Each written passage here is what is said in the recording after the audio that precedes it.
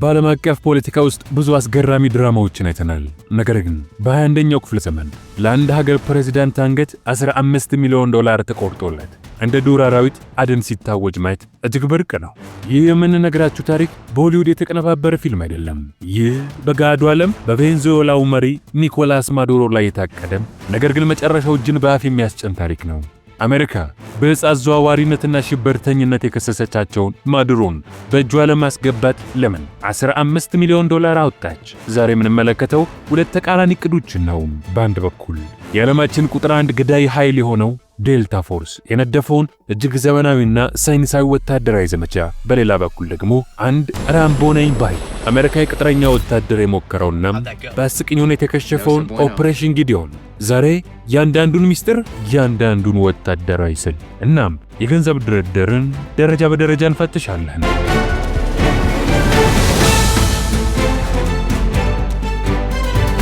አሜሪካ ማዱሮን ለመያዝ ስታቅድ ዝም ብላ አልነበረም። ይህንን ኦፕሬሽን እንዲመራ የታዘዘው የዓለማችን ቁጥር 1 ገዳይ ኃይል የሆነው ዴልታ ፎርስ ነው።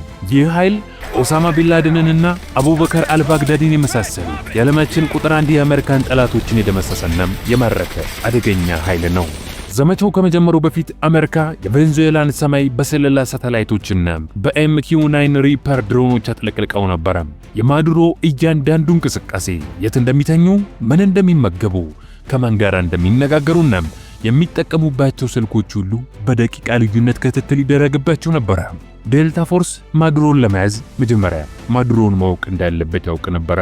የኤሌክትሮኒክስ ጦርነትና የራዳር ሽባነት። ቬንዙዌላ የሩሲያ ሰራሽ ሆነውን ኤስ-300 ሚሳኤል መከላከያዎች አሏት። ዴልታ ፎርስ ወደ ካራካስ ከመግባቱ በፊት እነዚህን መከላከያዎች ሙሉ በሙሉ አይነ ስውር የሚያደርግ የኤሌክትሮኒክስ ጦርነት መሳሪያዎችን አዘጋጅቶ ነበር። ይህም አሜሪካውያኑ ሄሊኮፕተሮች በቬንዙዌላ ሰማይ ላይ ሲበሩ የራዳር እይታ ውስጥ እንዳይገቡ ለማድረግ የታለመ ነበር። እቅዱ ሚራፍሎርስ የተባለውን የማዱሮ ቤተ መንግስት በሌሊት መውረር ነበር። ዴልታ ፎርስ ድምፅ የማያሰሙ የጥቃት ሄሊኮፕተሮችን በመጠቀም በደቂቃዎች ውስጥ ቤተ መንግስቱን ተቆጣጥሮ ማዱሮን በቁጥጥር ስር ለማዋል ተዘጋጅቶ ነበር። ልክ በፊልም እንደምናየው በገመድ ወርደው በሌሊት መመልከቻ መነጽሮች ታግዘው በደቂቃዎች ውስጥ ፕሬዝዳንቱን ጭነው ለመውጣት ነበር የታቀደው። የኦፕሬሽን ቀዶ ጥገና ይመስላል።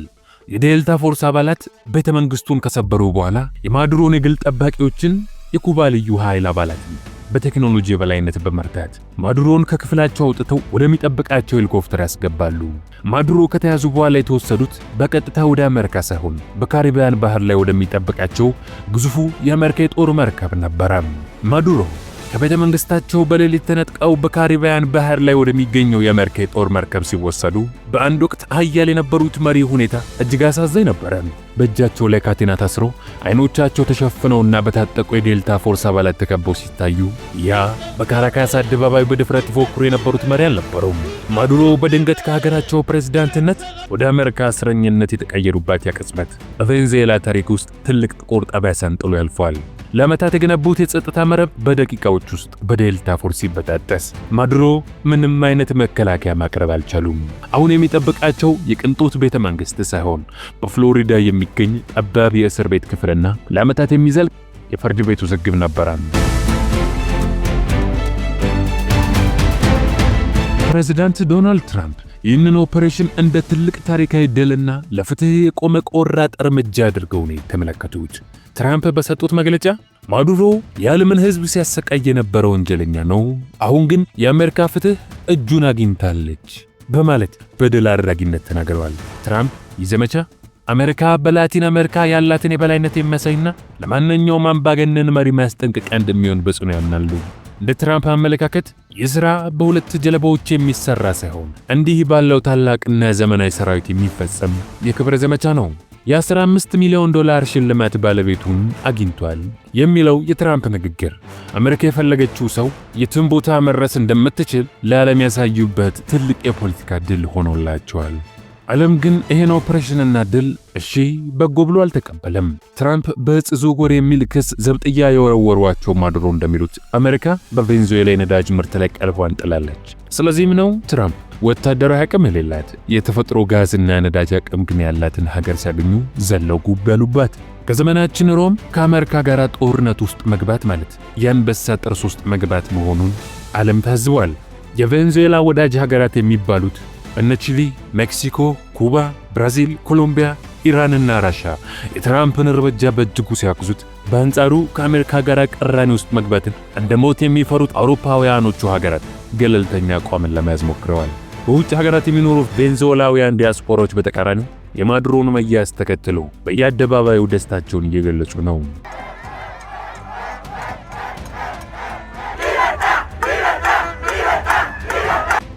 ይግረማችሁና ይሄ የዴልታ ፎርስ ኦፕሬሽን በጥቂት ቀናት ውስጥ ብቻ ግዳጁን ፈጽሞ ማዱሮን ለትራምፕ ቢያስረክብም አሜሪካ ከዚህ ቀደም የቬንዙዌላዊውን መሪ በእጇ ለማስገባት ካቀደች ቆይታለች። እስቲ አንድ ወደ ኋላ እንመለስ። ታሪካችን ወደ ፍሎሪዳ አሜሪካ ይሸጋግራል። ጆርዳን ጉርሎ የተባለ ግለሰብ የቀድሞው የአሜሪካ ልዩ ኃይል አባል ነው። ጆርዳን ተራ ወታደር አልነበረም። በኢራቅና አፍጋኒስታን ጦርነቶች የተሳተፈ 3 ጊዜ የነሐስ ኮከብ ሜዳሊያን ያገኘ ጀግና ነበረ። ብዙዎች በወታደራዊ ዓለም ሪል ራምቦ ይሉታል። ጆርዳን ከውትድርና በጉዳት ምክንያት ሲቀነስ ሲልቨር ክሮፕ USA የተባለ የግል የጸጥታ ድርጅትን አቋቋመ። ጆርዳን መጀመሪያ አካባቢ በትምህርት ቤቶች ውስጥ የጥበቃ ስራን እንደ ኔትፍሊክስ በወራዊ ክፍያ ለማቅረብ ሞክሮ ነበረ። እንዲሁም የዶናልድ ትራምፕ የምርጫ ቀስቀሳዎች ላይም በጠባቂነት ሲሰራ ይታይ ነበረ። ነገር ግን የጆርዳን ትልቁ ህልም ግዙፍና አደገኛ ሚስጥራዊ ኦፕሬሽንን መምራት ነበረ። ቬንዙዌላ በኢኮኖሚ ቀውስ ስትታመስ ጆርዳን ይህን እንደ ትልቅ የገቢ ምንጭ አየው። ማዱሮን ከያዝኩኝ $15 ሚሊዮን የኔ ነው የሚል እብሪት በውስጡ ነደደ። ጆርዳን ጉርሎ እቅዱን ይዞ ወደ ቬንዙዌላ ተቃዋሚዎች አመራ።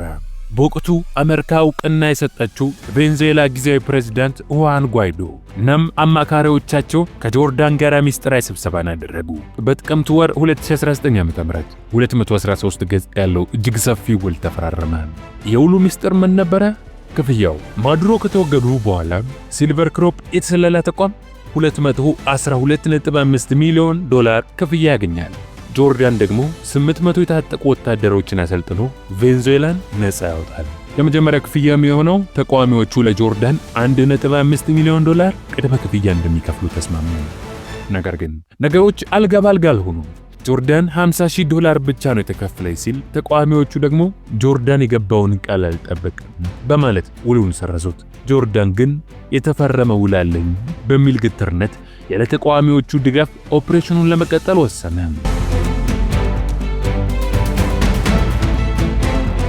ጆርዳን በኮሎምቢያ ድንበር ላጓጁራ በተባለ በረሃማ ቦታ 3 ሚስጥራዊና የሥልጠና ካምፖችን አቋቋመ። እዚህ ካምፕ ውስጥ 300 የሚሆኑ ከቬንዙዌላ ጦር የከዱ ወታደሮች ተሰበሰቡ። ጆርዳን 2 ቀድሞ ጓደኞቹን ሉክ ደንማንና አይረን ቤሪን ከአሜሪካ አስመጣ። ነገር ግን የሥልጠናው ሁኔታ እጅግ አሳዛኝ ነበረ። ወታደሮቹ በቂ ምግብ አልነበራቸውም። በየቀኑ የሚበሉት ሩዝ ብቻ ነበረ። ትጥቃቸውም ቢሆን ያረጅና ለትልቅ ጦርነት የማይመጠን ነበር። ጆርዳን ግን ለወታደሮቹ አሜሪካ ከጀርባችን አለች፣ የትራምፕ መንግስት ይደግፈናል የሚል የሐሰት ተስፋን ይሰጣቸው ነበር። እውነታው ግን አሜሪካም ሆነች CIA ከዚህ ዘመቻ ጀርባ እጃቸው ስለመኖሩ ምንም አይነት ማስረጃ አልነበረም። የኦፕሬሽን ጊዲዮን ትልቁ ስህተት ሚስጥራዊ አለመሆኑ ነበር። የቬንዙዌላ የስለላ ድርጅት ገና ከጀምሩ በካምፕ ውስጥ ሰርጎ ገቦችን አሰርጎ ነበር። እንዲሁም የቬንዙዌላ መንግስት ለጆርዳን ጉርሎ ስብሰባዎች በገንዘብ ድጋፍ የሚያደርግ ነበር ይባላል። ይህም የሆነው እቅዱን በቅርበት ለመከታተል ሲባል ነው። ዘመቻው ከመጀመሩ 2 ቀናት በፊት አሶሺየትድ ፕሬስ የተባለው የዜና ወኪል ስለ ጆርዳን ጉርሎና ስለታቀደው ወረራ ሙሉ ዘገባ ወጣ። ዓለም ሁሉ ስለ ወረራው አወቀ። ማዱሮ በቴሌቪዥን ቀርበው ምን እንደምታስቡ እናውቃለን፣ እየጠበቅናችሁ ነው የሚል መልእክትን አስተላለፉ። ጆርዳን ግን ወደ ኋላ አንመለስም በሚል ድርቅና ዘመቻውን ግንቦት 3 ቀን 2020 ዓ.ም ጀመረ። ግንቦት 3 ቀን ሌሊት 2 ትናንሽ ጀልባዎች ከኮሎምቢያ ተነስተው ወደ ቬንዙዌላ መሩ። በመጀመሪያዋ ጀልባ ላይ ፓንቴራ የተባለ የቀድሞ የቬንዙዌላ መኮንንና 10 ወታደሮች ነበሩ። ማኩቶ ወደሚባል የባህር ዳርቻ ላይ ሲደርሱ ግን የጠበቃቸው የቬንዙዌላ ጦር ነበረ። በከባድ የተኩስ ልውውጥ 8 ሰዎች ሲገደሉ ይቀሩት ተያዙ። በሁለተኛው ቀን ሌላዋ ጀልባ ቹዋአ ወደ ተባለች የአሳ አጥማጆች መንደር ደረሰች። እዚህ ጋር ነው ታሪኩ ይበልጥ አስቂኝ የሚሆነው። እነዚህን የሰለጠኑ የአሜሪካ ልዩ ኃይል አባላትና ታጣቂዎች የያዟቸው የጦሩ ሰራዊት አባላት ሳይሆኑ ተራ የቬንዙዌላ አሳ አጥማጆች ነበሩ። አሳ አጥማጆቹ በገመድ አስረው ወታደሮቹን መሬት ላይ ሲያጋድሏቸው የሚያሳዩ ምስሎች በዓለም ዙሪያ ተሰራጩ።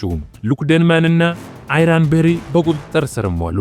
የዩኤስኤ መንግስት ሽልማት ለዚህ ጦርነትና ሥራ ዋናው ምክንያት ነበረ። ይህ $15 ሚሊዮን ዝም ብሎ የተቀመጠ ቁጥር አይደለም። ይህ ገንዘብ ለማንኛውም ወታደር ወይንም የመንግስት ባለስልጣን ማዱሮን አሳልፎ ለሰጠ የሚከፈል ነው። በሌላ በኩል የሲልቨር ክሮፕ የ$212 ሚሊዮን ውል ጆርዳን ጉድሮ ከቬንዙዌላ ተቃዋሚዎች ጋር የፈረመው ውል እጅግ ግዙፍ ነው። ማዱሮ ከተወገደ በኋላ የሲልቨር ክሮፕ የቬንዙዌላን ጸጥታ የመጠበቅ ሞኖፖሊ ያገኛል። ይህም በዓመት በሚሊዮኖች የሚቆጠር ዶላር ትርፍን ያስገኝለታል። ስንቀጥል ቬንዙዌላ ከ300 ቢሊዮን በርሜል በላይ የነዳጅ ክምችት አላት። ይህን ሀብት የሚቆጣጠረው ሰው የዓለምን ኢኮኖሚ የመቆጣጠር አቅም ይኖረዋል። አሜሪካ ማዱሮን መፈለጓ ከፖለቲካው በስተጀርባ ይህንን ግዙፍ ሀብት ለመቆጣጠር ፍላጎት እንዳላትም ብዙዎች ይናገራሉ። ስናጠቃልለው ኦፕሬሽን ጊዲዮን The Stupid Bay of Pigs ወይንም የሞኞቹ ወረራ ተብሎ በታሪክ ተመዝግቧል። ይህ ታሪክ የሚያሳየን ፖለቲካዊ ለውጥን በቅጥረኛ ወታደሮችና በገንዘብ ጥማት ለማምጣት መሞከር የመጨረሻው ውድቀት መሆኑን ነው።